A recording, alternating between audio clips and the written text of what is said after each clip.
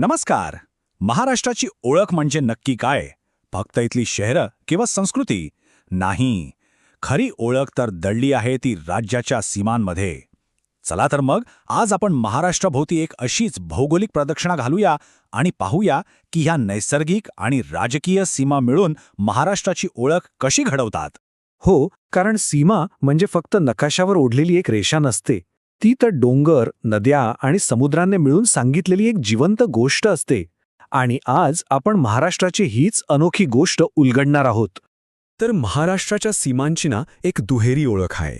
म्हणजे बघा, एक ओळख दिली आहे निसर्गाने आणि दुसरी दिली आहे राजकारणाने. हे दोन्ही पैलू मिळून राज्याला कसा आकार देतात तेच आपण आज समजून घेणार आहोत. प्रत्येक राज्याची ओळख त्याच्या सीमाच घडवत असतात. आणि महाराष्ट्राच्या बाबतीत तर या सीमा म्हणजे केवळ काही राजकीय रेषा नाहीत, तर त्या डोंगर, नद्या आणि समुद्राने कोरलेल्या अगदी जिवंत रचना आहेत. ही दुहेरी ओळख समजून घेण्यासाठी चला नकाशावर महाराष्ट्रभोवती घड्याळाच्या काट्याच्या दिशेने एक अनोखा प्रवास सुरू करूया. आपल्या या प्रवासाची सुरुवात होतीये महाराष्ट्राच्या पश्चिम किनाऱ्यावरून. इथे आपल्याला कोणतीही मानवनिर्मित भिंत दिसत नाही, तर दिसतो तो फक्त अथांग अरबी समुद्र, जो राज्यासाठी नैसर्गिक सीमा तर आहेच, पण एक प्रवेशद्वारही आहे. तर आपला प्रवास सुरू होतोय पश्चिमेला, या अरबी समुद्राच्या लाटांसोबत. ही फक्त एक नैसर्गिक सीमा नाहीये, तर ती इतिहासाची साक्षीदार आहे. याच समुद्राने महाराष्ट्राच्या किनारपट्टीला आकार दिला आणि शतकानुशतके व्यापार आणि संस्कृतीसाठी दरवाजे उघडे ठेवले.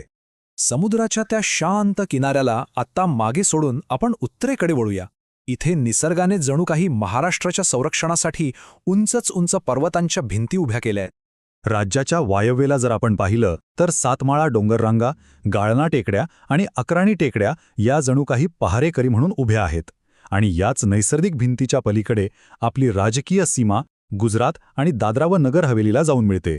आता उत्तरेकडे आपला प्रवास पूर्वेच्या दिशेने पुढे जातो आणि इथे आपल्याला भेटते ती भव्य सातपुडा पर्वतरांग आणि तिच्या पूर्वेकडच्या गाविलगड टेकड्या. या खऱ्या अर्थाने महाराष्ट्राला मध्य प्रदेशपासून वेगळ्या करणाऱ्या नैसर्गिक संरक्षक भिंतीच आहेत. आपला प्रवास पूर्वेकडे असाच सुरू राहतो आणि इथे राज्याचा प्रवेशद्वार ठरवला आहे ते विविध टेकड्यांनी आणि डोंगर रांगांनी. ईशान्येला आहेत दरेकसा टेकड्या, तर पूर्वेला चिरोली टेकड्या आणि भामरागड डोंगर रांगा छत्तीसगड राज्यासोबत आपली सीमा निश्चित करतात. उत्तरेकडच्या त्या अजस्त्र पर्वतांच्या भिंती ओलांडून आता आपण येऊया दक्षिणेकडे. आणि इथे आल्यावर सगळं चित्रच बदलून जातं. कारण इथल्या सीमा डोंगरांनी नाही, तर वाहत्या पाण्याने म्हणजे आपल्या नद्यांनी आखलेल्या आहेत. आग्नेय दिशेला वळल्यावर महाराष्ट्राची एक लांबचक राजकीय सीमा तेलंगणाला लागून आहे. इथे डोंगर किंवा नद्यांचा फारसा प्रभाव दिसत नाही, तर प्रामुख्याने राजकीय रेषेनेच राज्याची हद्द ठरवलेली आहे. आणि आता अगदी दक्षिणेकडे, जिथे पुन्हा एकदा भूगोलाने आपलं रूप बदललं आहे. इथे डोंगर किंवा पर्वतांऐवजी नद्याच सीमा ठरवतात. हिरण्यकेशी नदी कर्नाटकसोबत, तर तेरेखोल नदी गोव्यासोबत एक सुंदर नैसर्गिक सीमारेषा तयार करते. तर आपली ही भौगोलिक प्रदक्षिणा आता जवळजवळ पूर्ण झाली आहे. आता वेळ आली आहे या सगळ्या नैसर्गिक आणि राजकीय तुकड्यांना एकत्र जोडायची आणि महाराष्ट्राच्या ओळखीचं एक भव्य आणि संपूर्ण चित्र पाहायची. चला एका नजरेत महाराष्ट्राची ही नैसर्गिक तटबंदी पाहूया. पश्चिमेला अथांग अरबी समुद्र, उत्तरेला बलाढ्य सातपुडा पर्वत, वायव्य, पूर्व आणि ईशान्येला विविध डोंगर रांगा आणि दक्षिणेला दोन प्रमुख नद्या. खरंच काय विलक्षण नैसर्गिक रचना आहे ही. आणि याच नैसर्गिक तटबंदीच्या आधारावर महाराष्ट्राचे राजकीय शेजारी ठरले आहेत.